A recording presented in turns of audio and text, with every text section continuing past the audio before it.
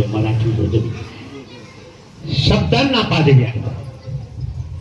त्या परब्रह्म परमेश्वर भगवान श्री चक्रधर स्वामींच्या नाम साधनेनं, भक्ती साधनेनं, चिंतन साधनेनं आजच्या परम पावन मानवी जीवनामध्ये मांगल्य निर्माण करणाऱ्या, आल्हाद निर्माण करणाऱ्या गीता जयंती अर्थात गीता अवतरण दिन हा या ठिकाणी संपन्न होत आहे.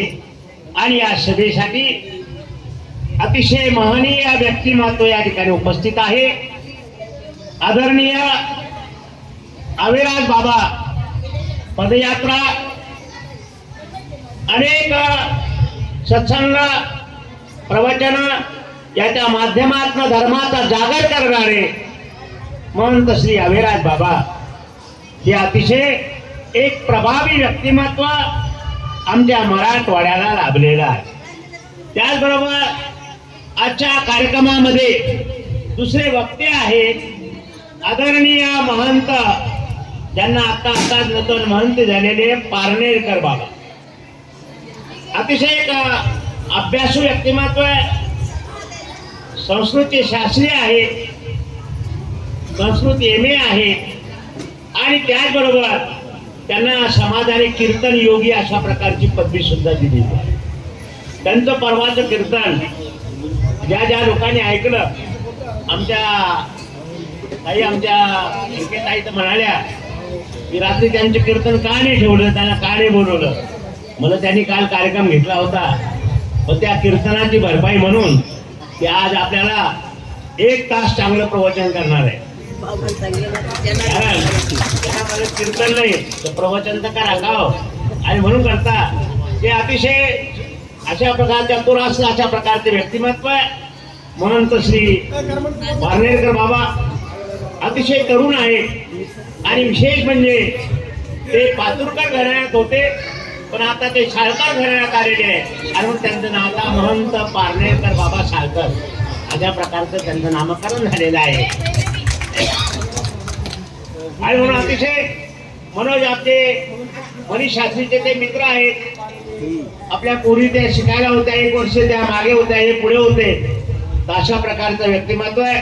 त्यांचे गुरुजी आमचे मित्र आहेत आणि त्यावेळी त्याला म्हटलं बाबा तुम्ही अशा प्रकारची महंती घ्या, आणि ते 1 मिनिटात तयार झाले आणि मग मोठा कार्यक्रम झाला. त्याचबरोबर या ठिकाणी महंत देवेगावकर बाबा न बोलता धर्म प्रचार करणारे, भाषण न करता समाज प्रबोधन करणारे, समाजामध्ये धर्म संस्काराने प्रेरित करणारे महंत श्री या ठिकाणी देवेगावकर बाबा. देवेगावकर बाबांचा आणि आमचा जो ऋणानुबंध आहे, कन्नडच्या मंदिरचे महंत देवेगावकर बाबा शास्त्री हे त्या काळातले संस्कृत शास्त्री झालेले ते प्रथम वर्ष. अतिशय विद्वान ग्रामीण भागामध्ये कन्नडला राहिले आणि मोठं धर्म प्रचाराचं त्यांनी त्या ठिकाणी काम केलं. त्यांचे ते सत्शिष्य आहेत. त्याचबरोबर महंत सायराज बाबा एक सेवाभावी व्यक्तित्व आहे. नागराज बाबांच्या सहवासामध्ये अतिशय उत्तम प्रकारचं त्यांचं जीवन घडलेलं आहे आणि कोणालाही मदत करायचं कसं करायचं त्यासाठी ते तत्पर असतात. असे आमचे महंत सायराज बाबा, महंत कृष्णाज बाबा, त्याचबरोबर ते कोणते म्हणतात टाईट करावं हा बांधकर बाबा. हा बांधकर बाबा म्हणजे आमच्या तरुण खेळायचे का फलटण करते का. दुसरे बाबा जयतराज बाबा साकेगाव, त्या जायचं ना. आणि सर्वत्र महनीय महंत मंडळी. त्याचबरोबर आमच्या तपस्विनी ताई, उंच करायचं. त्याबरोबर धर्मासाठी त्यागाची भूमिका बजावणारे अनेक माणसं असतात. समाजामध्ये अन्नदान देऊ शकतात, प्रसंगाला पैसा असेल तर पैसा दान देऊ शकतात, त्याबरोबर जेवणही देऊ शकतात. अन्नदान देतात, द्रव्यदान देतात, वस्त्रदान देतात. पण आपल्या स्वतःचे लेकरं धर्मासाठी दान देणारे सुद्धा व्यक्ती या ठिकाणी आहेत. आमच्या मालनबाई त्यांनी 2 मुली धर्मासाठी दिलेल्या आहेत, रेखा आणि शोभा. शोभा सुद्धा उत्तम प्रकारचं काम करते. पण अशी अनेक माणसं आहेत. महानुभाव पंतांनी ज्ञानाची परंपरा जशी जोपासली तशी त्यागाची परंपरा जोपासली. ज्ञान आणि त्याग या 2 गोष्टीच्या आधारावर महानुभाव पंत आधारलेला आहे. आणि अशा प्रकारचं अनेक माणसं आहेत ते झाकलेले अशा प्रकारचे हिरे आहेत की ज्यांनी अनेक आपली लेकरं समाजासाठी दिली, धर्मासाठी दिली. धर्माचं कार्य त्यामुळे चाललेलं आहे. तर आता लोकांना पोरं फार कमी होतात. मला अनेक लोक म्हणायचे की आता लोकांना लेकरं फार कमी होतात. बाबा आता म्हणून हा परमार्गाचा व्यापार आहे. परमार्गाचा व्यापार आहे. आणि मग त्या परमार्गाच्या व्यापारामध्ये कोण कशी प्रेरणा देईल देवाला सांगता येत नाही. आता आम्ही बघतो अनेक वेळेस अशी अनेक मुलं असतात की ज्यांना आपत्ती कुठलीच येते काय ते, आणि ते आल्यानंतर ते या परमार्गाकडे वळतात आणि परमार्गाची सेवा करतात. म्हणजे अशा प्रकारचा हा परमार्ग, या परमार्गाचा गाडा हा चालू आहे. पण बाबा हो, तुम्ही सुद्धा विचार करा की आपल्या संसारासाठी 2 मुलं तुम्हाला अपेक्षित आहे. पण पूर्वीच्या काळामध्ये लोक 2 मुलं संसारासाठी होऊ द्यायचे, एक मुलगा राष्ट्रासाठी मिलिटरीसाठी होऊ द्यायचे. पण आता ते तर काही राहिलं नाही. पण धर्मासाठी एक मुलगा होऊ द्या आणि सारखं बाबाकडे पाठवून द्या. आणि म्हणून अशा प्रकारचा या मंदिराची निर्मिती आमच्या शशिकलाताई, आमच्या सुलांका, त्यानंतर गंगाबाई, अनेक बाया ज्या होत्या त्यावेळेच्या देशमुखताई, त्या सर्व मंडळी, या सगळ्या बाया एकत्रित यायच्या. आल्यानंतर मला म्हणायच्या, बाबा सर्व समाजाचे मंदिर आहे पण आमच्यासाठी बायांसाठी काही एखादं जवळ मंदिर नाही. आणि मग काय केलं पाहिजे. आणि मग एके दिवशी मी बसलो, त्यांना म्हटलं हे एक बुद्धाचं मंदिर म्हणजे सरकारी जागेत. मग आता ते तिकडं हनुमान मंदिर सरकारी जागेत, ते जैनाचं सरकारी जागेत, देवीचं सरकारी जागेत. मग मानव मंत्र सरकारी जागा भांडते का. आपण प्रयोग करू. आणि म्हणून मारवाडी लोक असतात ते जागा अतिक्रमण करतात. काय पाहिजे काय पाहिजे अतिक्रमण करतात. आणि ते म्हणतात 10 वर्ष भाडं वाचलं तरी आपण फायद्यात. आणि मग त्या ठिकाणी ते काय तर शेड उभं करून धंदा उभं करतात. मग धर्माचं काम करणं काय हरकत आहे. मग त्यावेळी एक आमचे बुद्ध मंडळी, आमचे धर्माची मंडळी, ती त्यांनी समोर केलं होतं. त्यांनी जागा एक काही पडली. आम्ही विचारलं, काय बाबा आम्ही केलं झालेलं कसे. ते म्हणजे काय हरकत नाही महाराज, फक्त ही जागा फार मोठा गड्डा होता. 763 ट्रॅक्टर माती भरावं लागली. किती 763 ट्रॅक्टर माती भरावं लागली. तो गड्डा पाहिल्यानंतर कोणी सांगायचे कशासाठी करताय. पण आता शेवटी धर्मासाठी करायचंय. आणि त्या काम करा. बाया त्या झाल्या प्रत्येकाने 500 रुपये दिले आणि त्याला गती आली. पैसे जमा झाले, 15,000 रुपये जमले. आणि त्या पैशामध्ये आम्ही शेड तयार करायला दिलं, पत्राचं शेड. आणि ते पत्राचं शेड असं द्या, पत्राचं शेड तयार झालं. आणि मग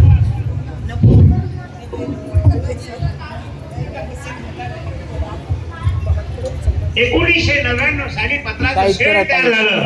आमचे देशमुख संपतराव, त्यानंतर कावळे साहेब, अनेक मंडळी हे जे अतिशय मेहनती आणि परिश्रम करणारी मंडळी,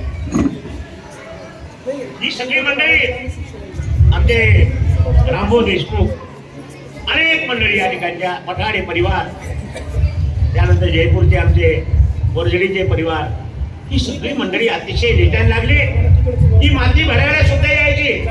आणि पाहता पाहता इथे एक सरकारी काम निघालं होतं. त्या बिल्डिंगच्या त्या माणसाला आम्ही भेटायला गेलो.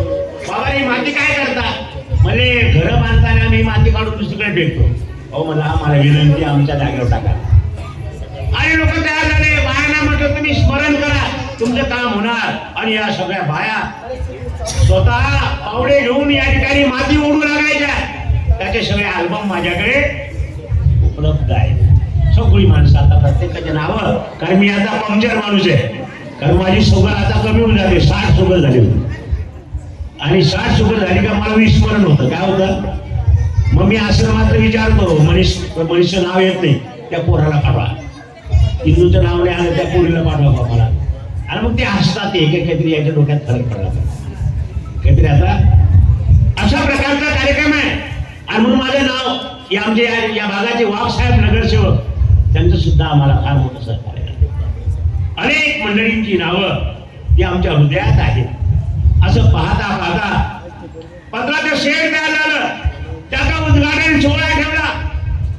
आमचे एक शिंदे म्हणून ते वारले, आता जिल्हा परिषद सदस्य शिवसेनेचे होते. आणि त्यांना भाऊला म्हटलं, भाऊ आपल्याला एक कार्यक्रम करायचा हो. म्हणजे काय कार्यक्रम? म्हणजे मंदिराचं उद्घाटन. म्हणजे अन्नदान माझा कार्यक्रम माझा. आणि त्यांनी सगळा खर्च केला. अतिशय कार्यक्रम मोठा केला. नानाचा सतत खर्च असतो. ज्यावेळी कोणी नसेल त्यावेळी नाना हक्काचे माणसं आहेत, हजर आहेत. आणि म्हणून त्यांचं असं काम चालू असतं. आणि त्याप्रमाणे पाहता पाहता ते झालं. आणि एक दिवशी जैन शेठ आले.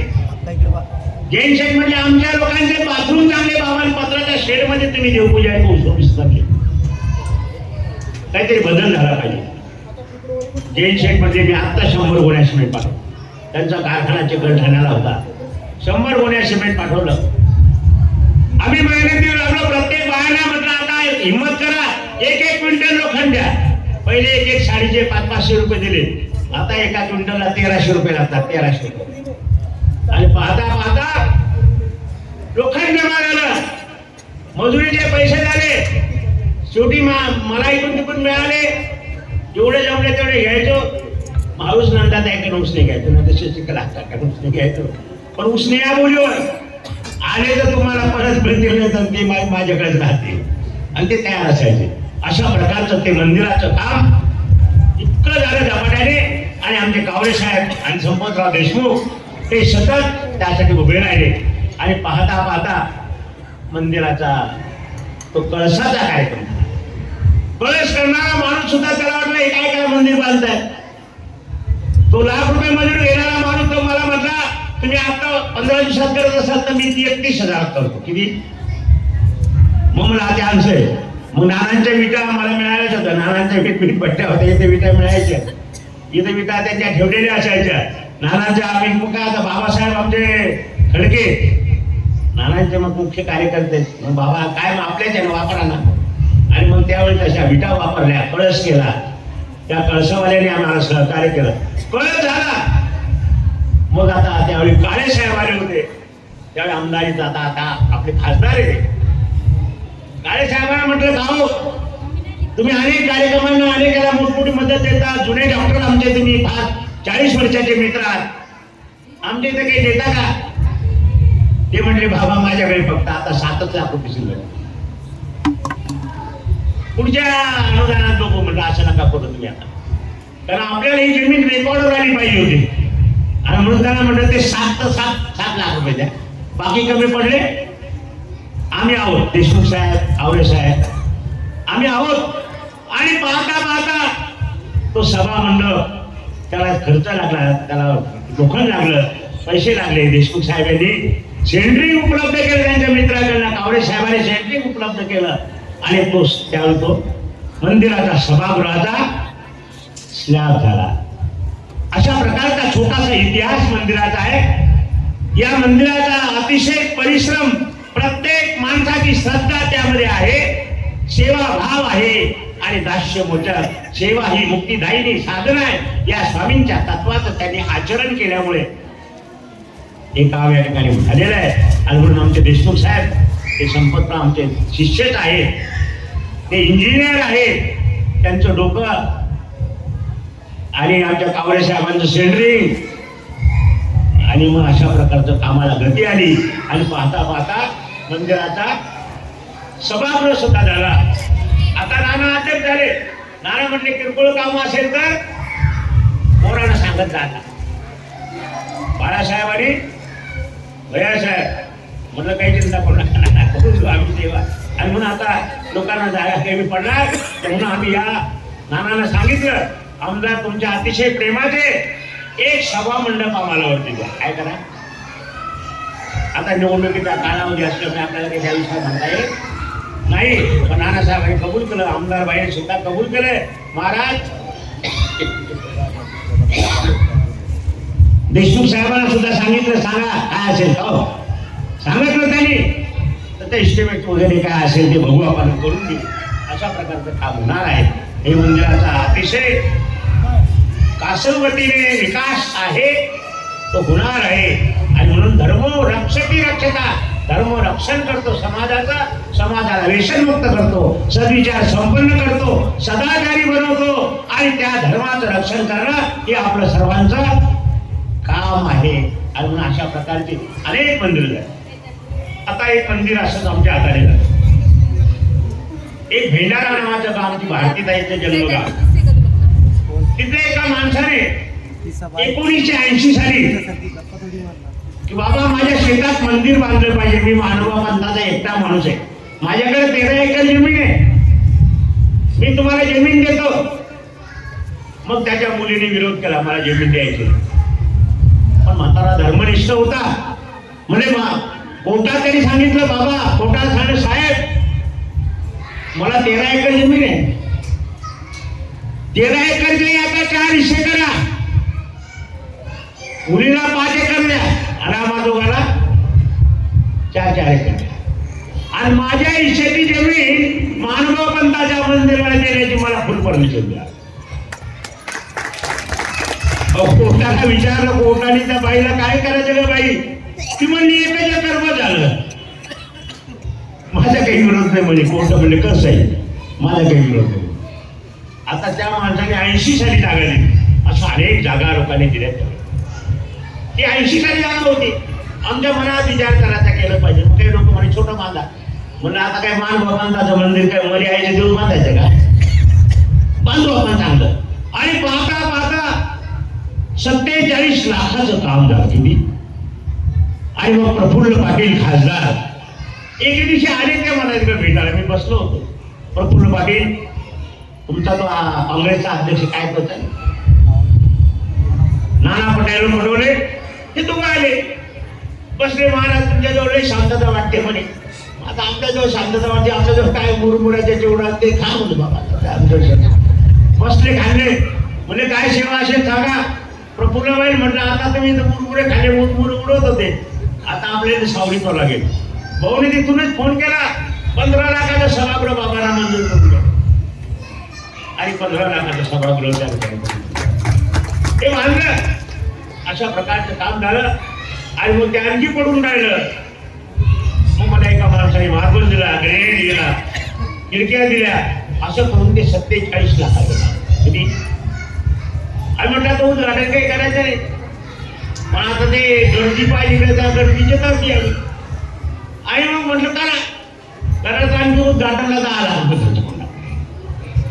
तर तो करणारा परमेश्वर लोक तो जे करता आणि करता विश्वावरती त्याची सत्ता.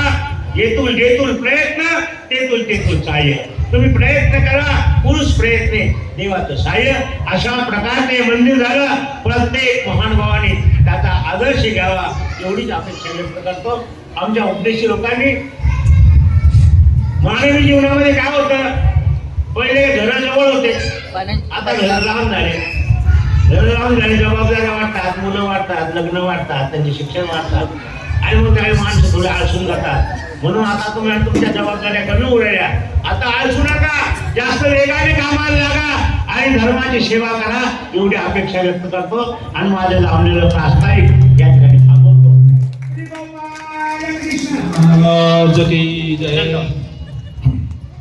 सर्वज्ञ श्री चक्रधर प्रभूंनी वचनातून